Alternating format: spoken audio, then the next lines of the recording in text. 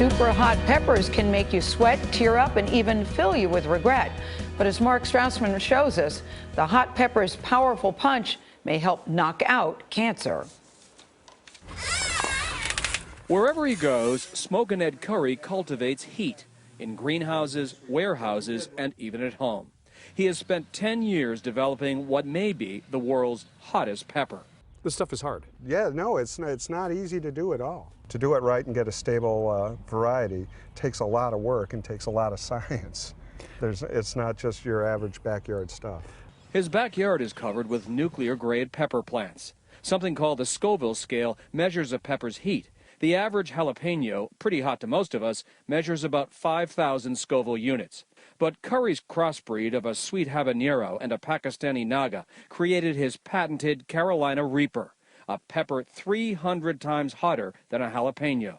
This year, his company will produce 17 million pounds of hot peppers. I was doing these crosses trying to find something good, and this pod looked nasty. I fed it to one of the guys who was working to me for free, and he got violently ill immediately. I knew I had something there. That pepper could soon earn Ed the Guinness World Record for the hottest chili. They say they're weapons-grade peppers, but we still eat them. You know, it's craziness. Hot peppers have become a food craze. I think the hallucinations are kicking in. My tongue. Some of these peppers and hot sauces sound painful, so why are they so popular? Those super hots release dopamine and endorphin in your system, just like if you were doing a narcotic. You actually get a euphoric feeling from eating them. So you get the burn that happens, but then there's a lot of pleasure afterwards. The burning feeling stems from a pepper's active ingredient, capsaicin. Courage is no cure for capsaicin. It's the hottest pepper I've had in a long, long time, possibly ever. So as you can see, I'm still tearing up. But capsaicin may help prevent cancer.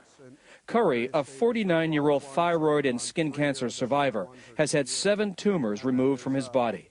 Though there's no scientific proof that eating peppers prevents cancer, Curry has stayed cancer-free since he started eating hot peppers every day 5 years ago. I believe that peppers are one of the cures for cancer, okay? I really do. I've watched my mother die, I've watched friends die, other family members have died, and I just don't want to see anybody else die.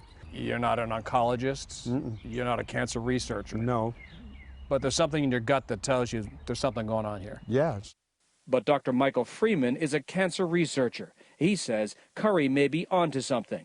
In the lab, capsaicin has killed cancer cells. Cancer cells can be induced to activate a suicide program biochemically by certain sorts of molecular processes, and capsaicin is known to bind to a protein on the membrane of certain cells, and in response to this binding, the tumor cell responds by killing itself.